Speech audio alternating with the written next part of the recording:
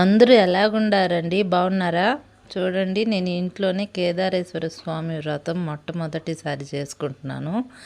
ఇన్ని రోజులు గుడిలో నోచుకుంటాను నేను. ఇదే ఫస్ట్ టైం ఇంట్లో చేస్తున్నాను. ఏదో నాకు తెలిసిన వరకు చేసుకున్నాను. ఈ తూర్పు వాకిలి ఎదురుగా పేడతో అలికి ముగ్గులు పెట్టుకొని ఇట్లా పసుపు కుంకాలతో అలంకరించుకొని పసుపు కుంకుమ పెట్టుకుని దాని మీద మనం పీట పెడతాం కదా, ఆ పీటకు కూడా పసుపు కుంకాలతో అలంకరించుకున్నాను. అట్లా అలంకరించుకొని దాని మీద వచ్చి మర్రి ఆకులతో ఇసుక పోసి దాని మీద కలశం పెట్టుకుంటున్నాను. ఆ కలశం ఏ విధంగా పెడుతున్నానంటే, కలశంలోకి పసుపు, కుంకుమ, అక్షంతులు, రాగి నాణ్యము వేసుకోవాలి.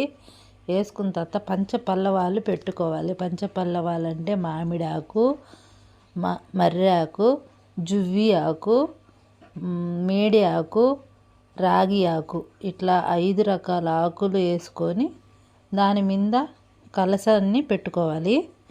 ఇట్లా పెట్టుకున్న తర్వాత మనం కేదారేశ్వర స్వామి వ్రతానికి ఏం కావాలో చూసుకొని దానికి తగ్గట్టు మనం పెట్టుకోవాలి. మిగిలినవి ఎప్పుడు నోచినట్టే నోముల తట్టులోకి ఏం కావాలో అవి పెట్టుకుంటాము. మేము నోచే విధము ఇట్లాగ ఉంటుంది ఫ్రెండ్స్. అదే మొట్టమొదటి ఇంట్లో నోచుకున్నాము కాబట్టి మాకేం కష్టం అనిపించలేదు. ఒక పక్క వారం పడుతుంది, ఇంట్లో ఏ డిస్టర్బెన్స్ లేదు, హ్యాపీగా నోచుకున్నాము.